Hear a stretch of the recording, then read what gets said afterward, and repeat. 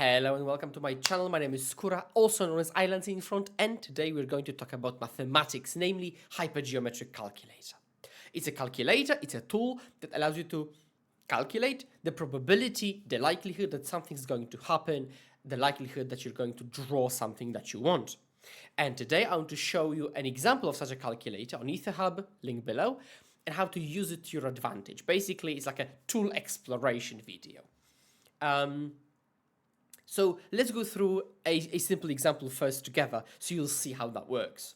So let's assume we have a deck, 25 lands, and you're curious what's the chance of drawing 3 in the opener, at least 3 lands, right? It'd be like a control deck. So population size is your full deck, in this case, because you're drawing your opener from the full deck. But if we calculated a different scenario, you would put the number of cards you're drawing from, right? So maybe in the mid-game, you'd calculate, 30. Sample size is how many cards we're drawing. So in this case, we're drawing 7 because it's the opening hand. Successes in the population is the total number of possible hits. And we said that 25 lands. So this is the pool from which we're drawing. And or try to hit from. And then how many actual hits we want? 3, right? So let's recap. We're drawing from a 60 card deck, a 7, classic standard procedure, and out of 25 lands within that 60, we want at least 3. We click calculate, and now we know the chance to draw 3 or more lands. It's 62.5%, which is just about a bit above, or solidly above coin flip. Now, the truth is that you don't really need 3 lands in the opening hand per se. You want to have 3 lands in play by turn 3, right? So technically, if you kept a 1-lander, but you had a runner land off the top, that would be still okay, right? So let's actually factor that in. So what we actually care about is 3 lands by turn 3. So you will go land pass, draw step, land pass, draw step, land pass.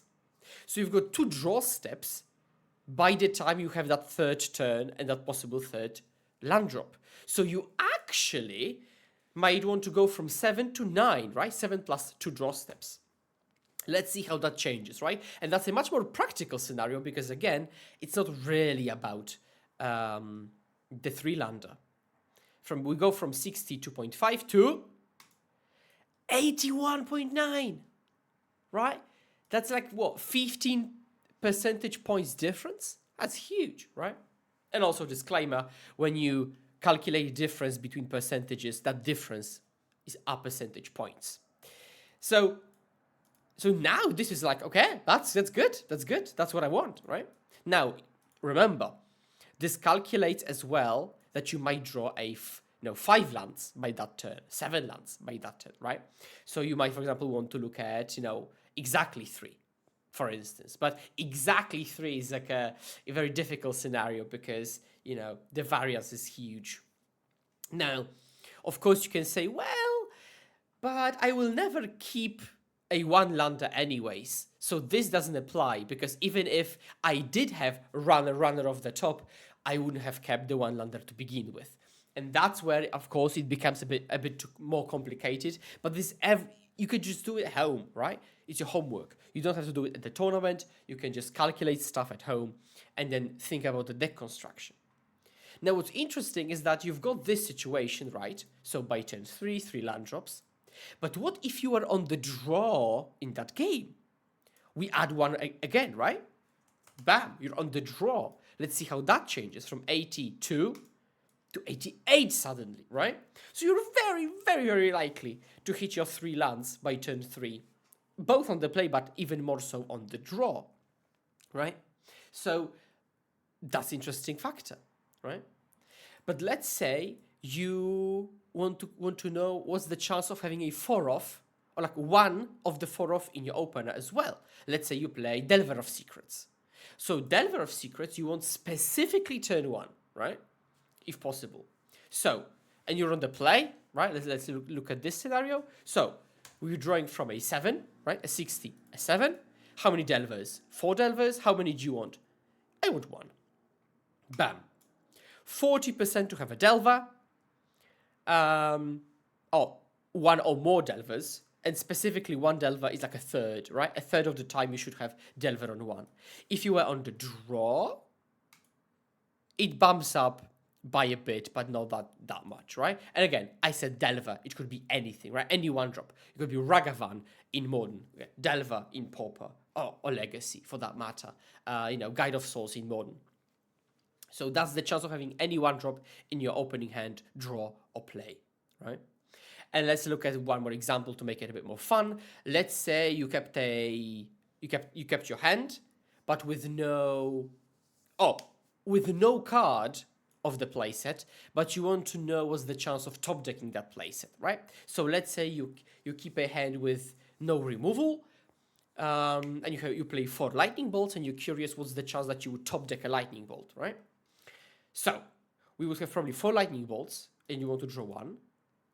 Population size is suddenly 53 because you're already at a state that you have 7 non-bolt cards in your hand, and you're drawing 1, right? So basically, you keep your hand with no bolt, and you're like, okay, what's the chance I top deck a bolt right here, right? After the next turn. And that would be pretty low, wouldn't it? That would be pretty low, right? But let's say you don't need that bolt immediately, right?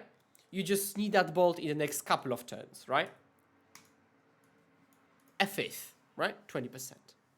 So this is how you would use this tool, right? You can calculate it and then figure out, for example, okay, well, if I keep a non-removal hand, it's a pretty low chance I draw a removal. But maybe if I don't play 4 bolts, but I play 4 bolts plus, for example, 4 scred, then becomes, quite a bit better, right? Or what's the chance of having a removal spell in hand if I'll play 8, right? And we're talking about the opening hand. Bam. Okay, 65% to have it in the opener. I want more removal on the draw because I'm more defensive, and then it's 70, right? And then play with those numbers.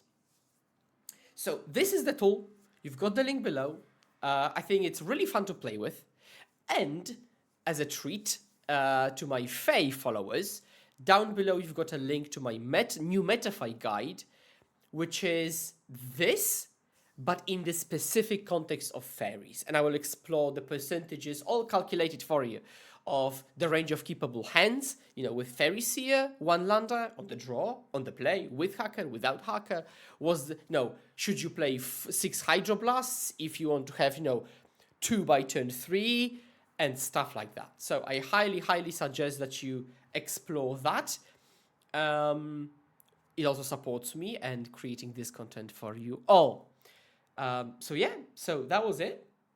Thank you very much for joining. Let me know if this tool is useful for you or interesting for you. And as always, thank you very much for watching. Please remember to hold my hand. Let's puzzle together, and I will see you next time. Cheers.